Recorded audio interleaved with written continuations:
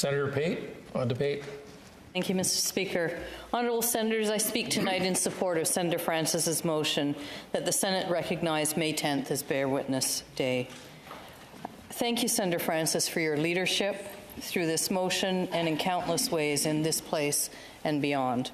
We are so grateful for the myriad ways you continue to chart pathways toward decolonization, reconciliation, and a more just future for all on Turtle Island and beyond.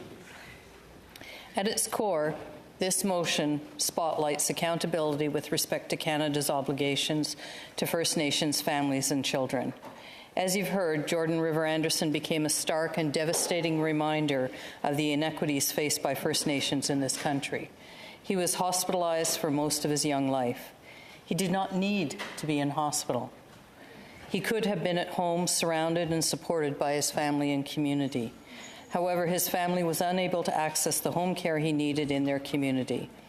Arguing lack of jurisdictional responsibility, both the federal and provincial governments refused to cover the costs associated with his home care.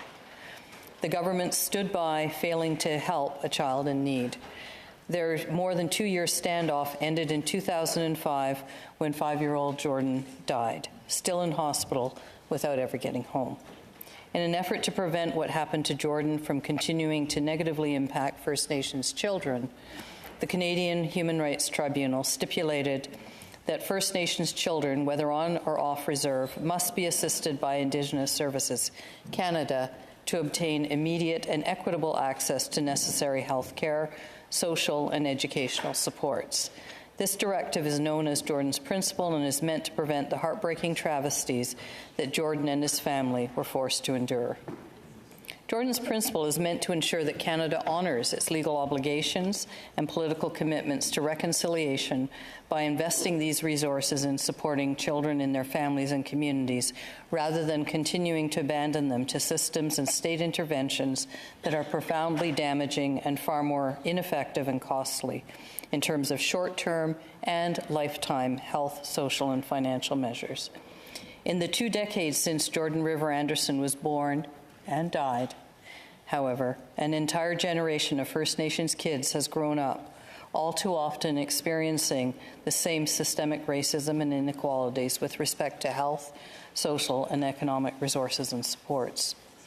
Those who follow the leadership of Dr. Cindy Blackstock, the Assembly of First Nations, and the First Nations Caring Society are familiar with the ways in which children were directly engaged in bearing witness through the human rights and court cases, along with the little white bear. That bear, Spirit Bear, sat at the tribunal to observe and represent First Nations children affected by the decisions, as well as their friends and allies. Senator Francis is urging us to join these efforts to bear witness and commit to upholding Jordan's Principle by recognizing May 10th as Bear Witness Day. The need for urgent action to uphold Jordan's Principle is clear. As Senator Francis has underscored, Indigenous Services Canada currently has a backlog of over 140,000 Jordan's Principle applications. Under the terms of Jordan's Principle, requests are supposed to be responded to within 48 hours. Urgent requests are supposed to be addressed within 12 hours. Instead, children, families, and communities are waiting months and years. At the end of 2024, the Canadian Human Rights Tribunal again ordered Canada to redress this backlog. Instead of complying, as Senator Francis has pointed out, the Canadian government is back in the process of challenging the order in court. To date, the government has spent around $15 million fighting this and other legal orders to provide supports to First Nations children under Jordan's Principle. If Canada had instead honoured its obligations, the amount sunk into court fees alone could have been enough to provide supports and services to at least 3,000 children.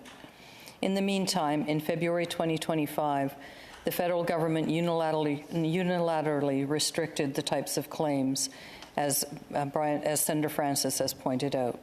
The government stated that these changes were necessary to maintain the sustainability of the program, yet they have no apparent impact on the number of backlogged requests. Rather, the changes have caused vital supports for First Nations children to suddenly evaporate.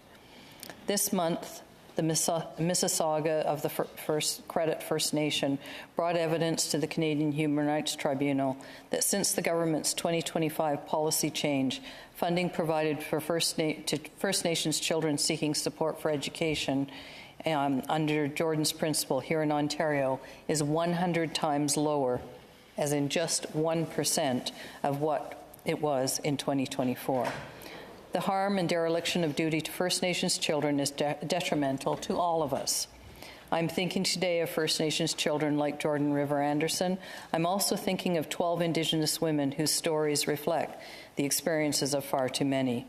These 12 women were victimized before they were criminalized. They first experienced the legacy and trauma of forced removal from community when they were children. They, their parents, family members, and friends were taken by force to residential schools, to the child welfare system, to youth and adult jails. Abandoned to poverty, homelessness, trauma and violence, and related mental health and addiction issues, these women were allowed to fall through the cracks of Canada's health, social, and economic support systems. There were inadequate resources and supports when they and their families needed shelter, food, health care, protection from violence. And yet Canada did not hesitate to spend a seemingly bottomless amount of taxpayer dollars to criminalize and institutionalize them for their efforts to escape those circumstances. First as girls, then as women. Before I was appointed to this place, I served as an independent reviewer of a parliamentary budget office report costing the amount the government had spent keeping one of those 12 women in federal prison for 21 years. Itself just a portion of the time she ultimately spent institutionalized. The price tag, $7.4 million, or as the PBO expressed to me at the time, Canada could have put her through Harvard. Having worked and walked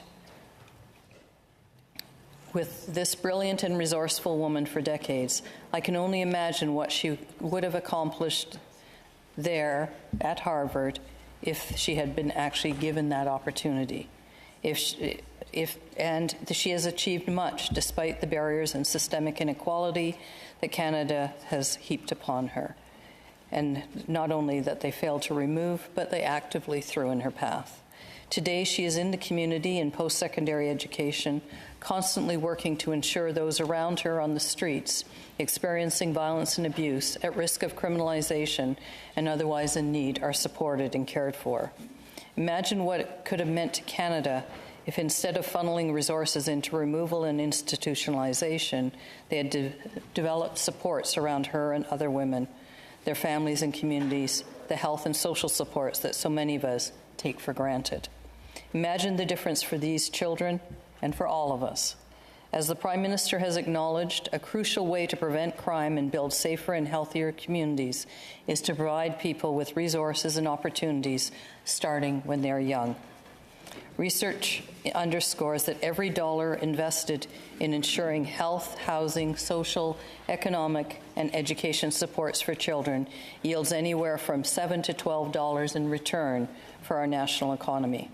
Our inaction with respect to Jordan's principle and the equality rights of First Nations children and peoples carries horrific human, social, and financial costs. It is time for Canada to invest more wisely. By building up robust supports for those in need, we can in turn build healthier, safer, more just, and more inclusive communities. Together, we must bear witness. We must honor Jordan's principle. Walalan, Senator Francis, Chimigwich, thank you.